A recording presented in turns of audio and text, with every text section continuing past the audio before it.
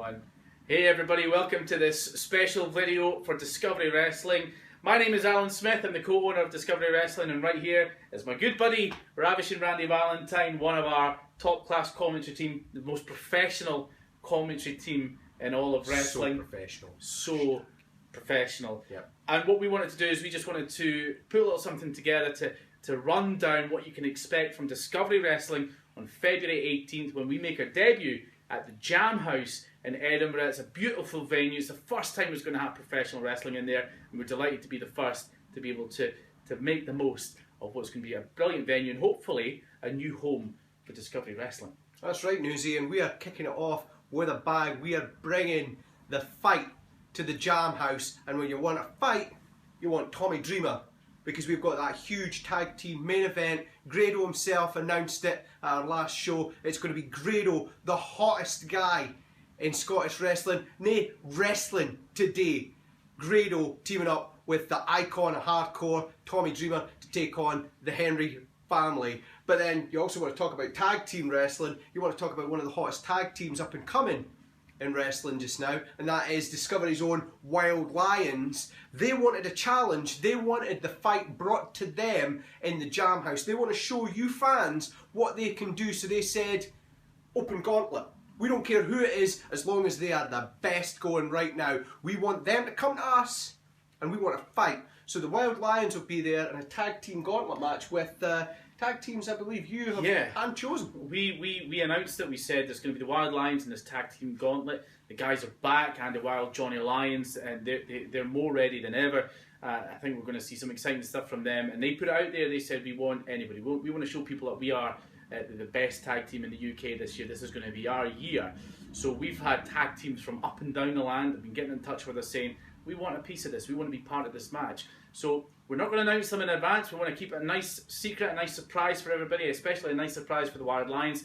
They say they're ready for anybody, but we'll find out on February 18th at the Jam House if indeed they are ready. And if we talk about tag teams, if we talk about tag team matches, let's go back to November and a tag team match that we had at Thomas Morton Hall, and that was the Bay Club. Sami Jane and Debbie Sharp, they took on a team of Bete Noir and Nikki Storm, chosen by Viper, who's had her own problems with the Bay Club. But what happened? Bete Noir whopped out on Nikki Storm, leaving the best in the galaxy to get pummeled, to get destroyed by Bay Club, allowing Bay Club to have an undefeated 2015, and all because of Bete Noir feeling a little bit jealous, I think, of Nikki Storm. Why, Betty? Why? It was a shocking moment. I couldn't understand. It seemed like the whole way through the match, Bete Noir desperate to get in there, desperate to take a fight to the Bay Club on behalf of our good friend Viper, who unfortunately couldn't be there, and then turned her back.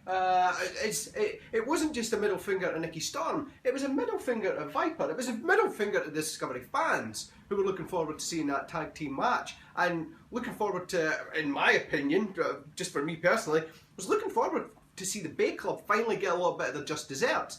Again, Bay Club got away, and yeah, Nikki Storm is now, she's got her sights focused firmly on Bete Noir. So February in the Jam House, it's going to be Nikki Storm, the best in the galaxy, going up against the betrayer Bete Noir.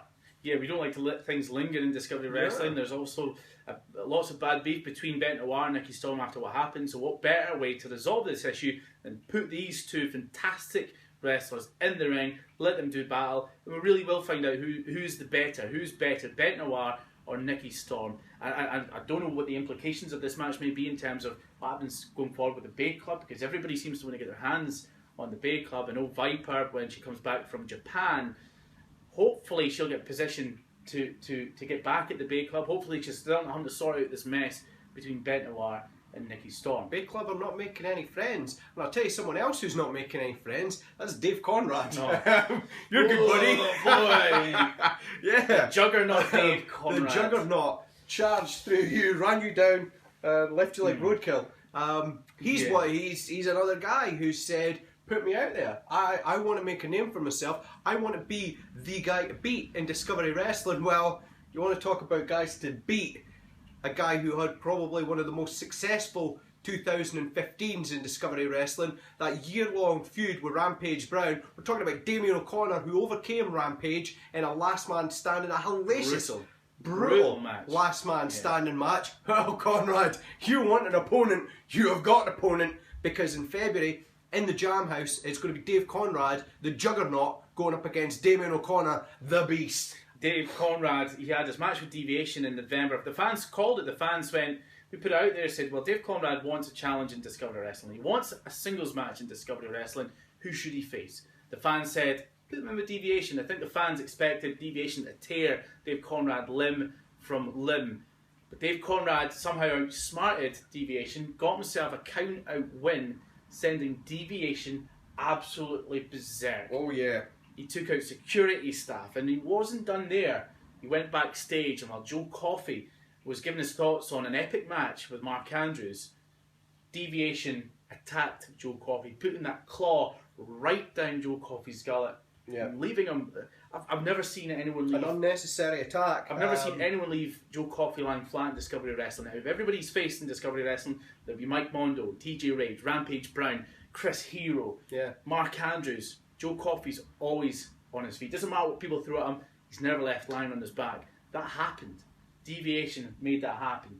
So Joe Coffey wants revenge. He does. And as we said about Bete, Noir, Nikki, you don't want to let it linger. No. Let them battle, let them fight, and that's exactly what's going to happen on February 18th. It's Joe Coffey, the Iron Man, against the monstrous Deviation. That's a monster movie right there. That's Godzilla versus King Kong. That's Deviation, a guy who we don't know a whole lot about. All we've seen him so far, the times that we've seen Deviation step into the Discovery ring, it's been chaos. It has been absolute madness. He has left referees, he's left security staff, and he's left wrestlers lying in his wake. Could Joe Coffey finally taste defeat in Discovery Wrestling? He went right the way through 2015, undefeated in Discovery. It didn't matter who was bringing the fight to him. It didn't matter whether they were big guys. It didn't matter if they were fast guys. It didn't matter if they were technical, if they were brawlers. Joe Coffey could adapt and survive against any challenger. But has Joe Coffey ever had a challenger like Deviation?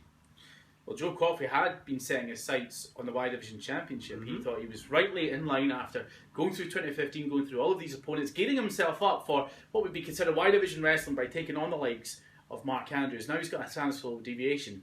But the Y Division has a new champion. It's got a new interim champion in Lewis Gavin. And Lewis Gavin will be defending that interim belt for the very first time. Now, how do you choose a number one contender? How do you choose an opponent for Lewis Gavin? Draw a name out of a hat? Draw a name out of a hat. No, you don't draw a name out of a hat. See whichever guy's available at the time. There's plenty of worthy guys out there who could have stepped up to face Lewis Gavin. But, again, Lewis Gavin, he knows the Discovery spirit. It's all about the fight. It's all about the challenge, the biggest challenge. We love a raffle. We love it. We only give away posters and raffles. Not we don't give Y Division title shots. No. But the fans, time and time again, said, bring back BT Gun. Bring back BT Gun. Undoubtedly one of the most popular wrestlers in the UK just now in terms of his ability. He's a fantastic wrestler. We saw that in July when he made his Discovery Wrestling debut at Portobello Town Hall. We had to bring him back. And he very close. What a better first challenger for Lewis Gavin than BT Gun. I mean, this match could potentially steal this. We could be looking at an early match of the year contender. Match of the year in February between Lewis Gavin and BT Gun. Will Lewis Gavin make it past his first defence? It's a tough defence. As far as first title defences go, you're starting right at the top of the mountain, right there. With BT Gun, as you already said, we saw him in Discovery. He made his Discovery debut last year in a fantastic four-way to decide who was going to go on to face the Y Division champion at the time, Chris Sabin. Christopher Saint came out on top of that by hook and crook. Yeah. But BT Gun put in a tremendous showing in that match and showed that he has every quality that you look for in a Y Division competitor, nay, a Y Division champion. So it could be that in Lewis Gavin's first title defence, could BT Gun become the new Y Division champion, the new interim Y Division champion? And if he does, do you think Christopher Saint will be happy about that? Is Christopher Saint happy about anything? Yeah, he's already promised to take away everybody's happiness. I don't know what that means. And, he doesn't like other people being happy, he wants to take away their happiness. Apparently, We took away his happiness. He thought he should have been handed the Y Division Championship, but nothing is ever handed to anybody in Discovery Wrestling. You have to fight, you have to earn everything you get from there. So Christopher Saint, who knows what will happen with Christopher Saint? Who knows? I refuse to believe that he's just going to sit idly by and let that match go down. I think as far as the Y Division Championship is concerned, as far as Lewis Gavin is concerned, Christopher Saint still has quite a few tricks up his sleeve. And speaking of people who have got tricks up their sleeve, we saw the Henry family get up to their tricky nonsense. Unfortunately, Grado on the receiving end once again. Last time we were in Edinburgh with Discovery Wrestling, but Grado, enough is enough. He's had enough. He's faced Joe Henry. He faced Liu King Sharp, Joe Henry's adopted son. And due to some chicanery by Joe Henry, Grado came up short in that match. He then went on to face Joe Henry, and again, tricksiness from his adopted son, Liu King Sharp. Ringing the bell, causing a distraction. Yeah, again. Joe Henry roll up a handful of tights. He's had enough. He's had enough. So he made the announcement, he made the call that he wanted both of those guys. He wants Joe Henry and Liu King Sharp in a tag team match in the Jam House in February. And who is going to be Grado's partner? The hardcore icon, Tommy Dreamer. Now, how's that for a main event to get 2016 off to a bang in Discovery Wrestling? That's... Who knows what to expect from this match? Carnage. Who knows what to expect? We know Joe Henry is obviously not happy about Discovery Wrestling bringing in a hardcore icon like Tommy Dreamer to what is a family-friendly, PG kind of environment when he's obviously looking out for his adopted PG-ish. son. And he doesn't want his adopted son exposed to what Tommy Dreamer can bring with him to the Jam House. We've seen everything in Discovery Wrestling during 15. This is only the start of what promises to be a huge year, a huge 2016. Tommy Dreamer and Grado. Whoever thought you would ever see Tommy Dreamer teaming up with Grado? It's not something that I was expecting to see in 2016. It was not something that I was expecting to see in Discovery Wrestling, but anything can happen. Grado wanted it. Yeah. It's happening. Anything can happen in Discovery Wrestling. It's going to be a huge... I mean, that's just February. We go on to March. We've got that fantastic Lucia show. We go on to April, where it's Super Kick Party Volume 2. It's 2016 is going to be a tremendous year here in Discovery Wrestling, and you watching this, no better way to see it than live, sitting there in the show, in the crowd, taking it in person. So get yourself along to the Jam House. Yeah. February. I think we need to do a plug for tickets. We need to do. Yeah, we need to.